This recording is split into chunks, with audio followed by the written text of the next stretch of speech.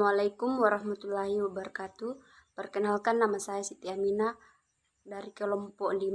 Saya ingin menjelaskan materi perpajakan tentang proses keberatan dan banding. Materi pertama yaitu proses pengajuan keberatan. Keberatan adalah cara yang ditempuh oleh wajib pajak jika merasa tidak kurang atau kurang puas atas suatu ketetapan pajak yang dikarenakan kepadanya atau atas pemotongan atau pemungutan oleh pihak ketiga. Dalam pelaksanaan ketentuan peraturan perundang-undangan perpajakan, kemungkinan terjadi bahwa wajib pajak merasa kurang atau tidak puas atas suatu ketetapan pajak yang dikarenakan kepadanya atau atas pemotongan atau pemungutan oleh pihak ketiga. Dalam hal ini, wajib pajak mengajukan keberatan. Hal-hal yang dapat diajukan keberatan. Yang pertama yaitu surat ketetapan pajak kurang bayar atau SKPKB. Yang kedua yaitu surat keterangan pajak kurang bayar tambahan atau SKPKBT. Yang ketiga yaitu surat ketetapan pajak lebih bayar atau SKPLB. Yang keempat yaitu surat ketetapan pajak nihil atau SKPN. Yang kelima yaitu pemotongan atau pemungutan oleh pihak ketiga. Ketentuan pengajuan keberatan. Yang pertama yaitu diajukan secara tertulis dalam bahasa Indonesia. Yang kedua yaitu wajib menyebutkan jumlah pajak yang terutang atau jumlah pajak yang dipotong atau dipungut atau jumlah rugi menurut perhitungan wajib pajak dan disertai alasan yang jelas. Jangka waktu pengajuan keberatan. Yang pertama yaitu untuk surat keberatan yang disampaikan langsung ke KPP, maka jangka waktu 3 bulan dihitung sejak tanggal SKPKB, SKPKBT, SKPLB, SKPN, atau sejak dilakukan pemotongan atau pemungutan oleh pihak ketiga sampai saat keberatan diterima oleh kantor pelayanan pajak. Yang kedua yaitu untuk surat keberatan yang disampaikan melalui pos atau harus dengan pos tercatat. Jangka waktu 3 bulan dihitung sejak tanggal SKPKB,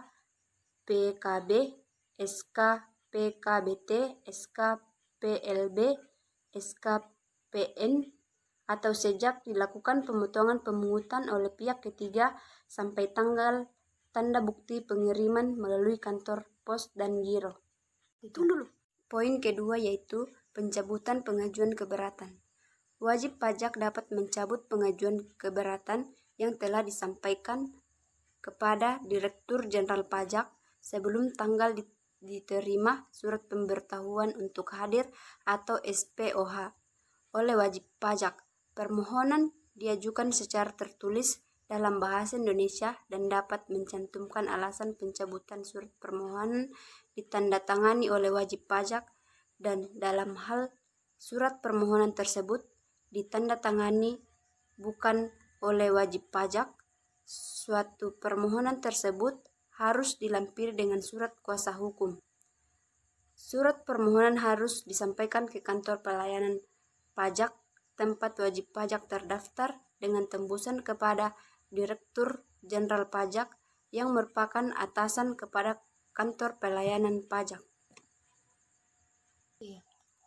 Poin ketiga yaitu proses penyelesaian keberatan. Permintaan penjelasan atau pemberian keterangan tambahan.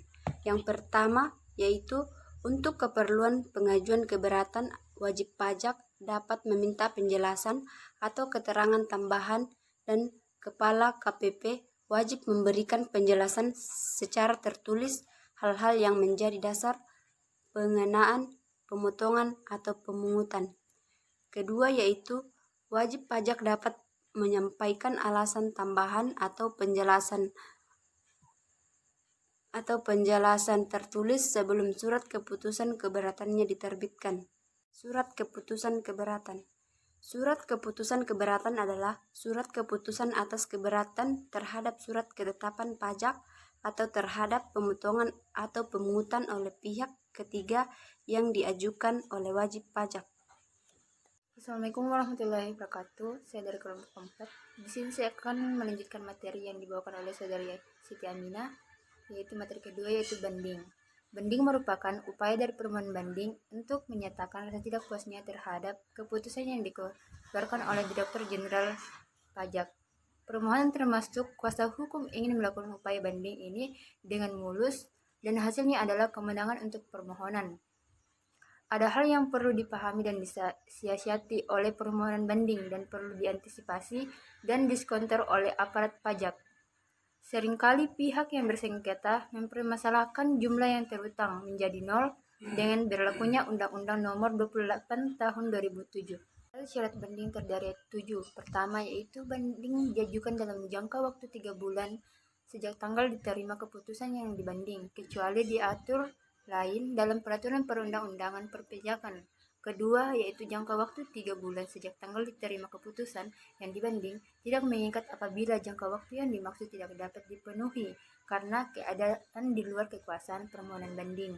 Ketiga, terhadap satu keputusan yang diajukan satu surat banding.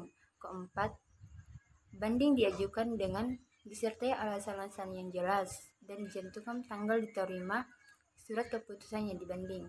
Kelima, pada surat banding dilampirkan salinan keputusan yang dibanding. Keenam, dalam hal banding diajukan terhadap besarnya jumlah pajak yang terutang.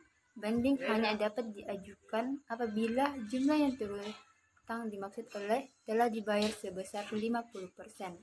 Ketujuh, permohonan banding dapat melengkapi surat bandingnya untuk memenuhi ketentuan yang berlaku sepanjang masih dalam jangka yang ditetapkan.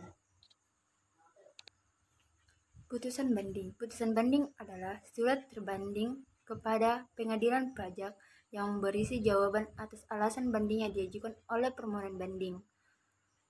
Terkait dengan produk akhir dari pengadilan pajak yang berupa putusan, terdapat 6 jenis putusan pengadilan pajak. Pertama, menolak. Kedua, mengabulkan sebagian atau seluruhnya. Ketiga, memenuhi pajak yang harus dibayar. Keempat, tidak dapat diterima. Kelima, membetulkan kesalahan tertulis atau kesalahan hitung. Keenam, yaitu membatalkan. Alur prosedur banding terdiri 3. Pertama yaitu berkas perkara diserahkan pada penitra muda perdata sebagai petugas pada meja atau loket pertama yang menerima pendaftaran terhadap permohonan banding. Kedua yaitu permohonan banding dapat diajukan di kepanitraan pengadilan negeri dalam waktu 14 hari kalender terhitung keesokan harinya setelah putusan diucapkan atau setelah diberitahukan kepada pihak yang tidak hadir dalam pembacaan putusan. Apabila hari ke-14 jatuh pada hari Sabtu, Minggu, atau hari libur, maka penentuan hari ke-14 jatuh pada hari kerja berikutnya. Ketiga, terhadap permohonan banding yang diajukan melampaui tenggang waktu tersebut di atas tetap dapat diterima dan dicatat dengan membuat surat keterangan penitra bahwa permohonan banding telah lampau. Panjar biaya banding dituangkan dalam SKUM dengan penentuan pertama, biaya pencatatan pernyataan banding. Kedua, biaya banding yang ditetapkan oleh Ketua Pengadilan Tinggi ditambah biaya pengiriman ke rekannya Pengadilan Tinggi. Ketiga, ongkos pengiriman berkas. Keempat, biaya pemberitahuan. Kelima, SKUM atau surat kuasa untuk membayar dibuat dalam rangkap 3. Keenam, menyerahkan berkas permohonan banding yang dilengkapi dengan SKUM kepada yang pihak bersangkutan agar membayar uang panjar yang tercantum dalam SKUM kepada pemegang kas pengadilan negeri. Ketujuh, pemegang kas setelah menerima pembayaran menandatangani membutuhkan cap stempel lunas pada SKUM. Kedelapan, kas kemudian membukakan uang panjar biaya perkara sebagaimana tercantum dalam SKUM pada buku jurnal keuangan perkara. Kesembilan, pernyataan banding dapat diterima apabila panjar biaya perkara banding yang ditentukan dalam SKUM oleh meja pertama telah dibayar lunas. 10. Apabila panjar biaya banding telah dibayar lunas, maka pengadilan wajib membuat akta pernyataan banding dan mencatat permohonan banding tersebut dalam register induk perkara, perdata, dan register permohonan banding. Ke-11, permohonan banding dalam waktu 7 hari kalender harus telah disampaikan kepada lawannya, tanpa perlu menunggu diterimanya memori banding. Ke-12, tanggal pengiriman memori dan kontrak memori banding harus dicatat dalam buku register induk, perkara perdata, dan register permohonan banding. Kemudian salinannya disampaikan kepada masing-masing lawannya dengan membuat relas pemberitahuan atau penyerahannya. Ke-13, sebelum berkas perkara dikirim ke pengadilan tinggi, harus diberikan kesempatan kepada kedua belah pihak untuk mempelajari atau memeriksa berkas perkara dan dituangkan dalam relas. Ke-14, dalam waktu 30 hari sejak permohonan banding diajukan, berkas banding berupa berkas A dan B harus sudah dikirim ke pengadilan tinggi.